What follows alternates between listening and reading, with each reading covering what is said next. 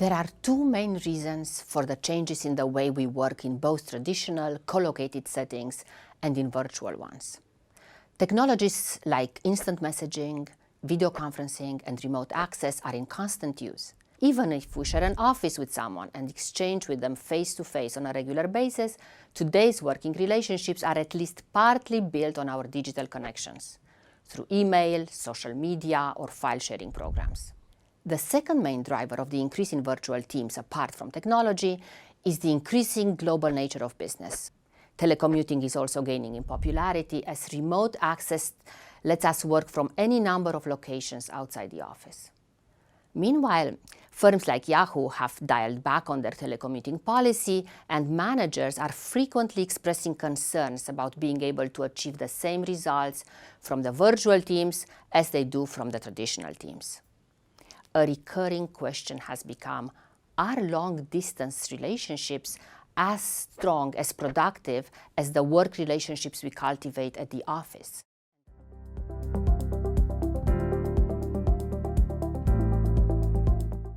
Age-old wisdom and a solid stream of prior research tells us that close physical proximity is an essential ingredient to forging interpersonal links in both social and professional settings.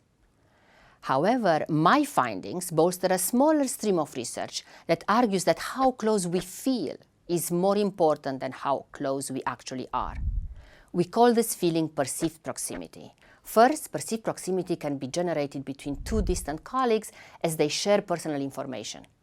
An employee in Paris, for example, might discover that they have similar interests or belongs to a similar social category as a colleague in Texas. Through working together, these colleagues may also develop a common pool of jointly lived experiences and actions, and the emails and other exchanges that they share may convey a commitment to shared work goals and demonstrate dependability. Feelings of symbolic closeness can develop, regardless of any geographic closeness or separation. Furthermore, we found that this constellation of factors, frequent communication, a deep level of joint interests, and perceived proximity, predicted relationship quality, how satisfied people were with their relationships, whether they learned from them, and whether they were interested in seeing those relationships continue, even for colleagues who were an average of 825 miles apart. What, if anything, is left of the physical distance, one may ask?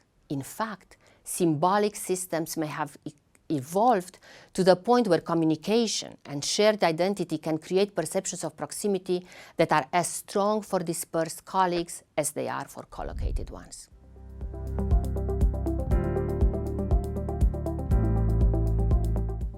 The good news for managers is that virtual colleagues who never meet face-to-face may be working harder to communicate and develop strong working relationships with fellow team members, so it may actually be easier than they think to create a strong team dynamic. In brief, virtual managers should focus less on objective distance and more on how to foster perceived proximity, the factor that will ultimately have the greatest impact on team cohesion and performance. In some instances, virtual relationships are actually preferred. The notion of perceived proximity in organizational studies and the results of our study help understand some of the major current changes in working relationships. Technology, global work, people's communicative practices have evolved to the point where collocated work is no longer the appropriate standard for assessing virtual relationships, and where virtuality infuses almost every work relationship.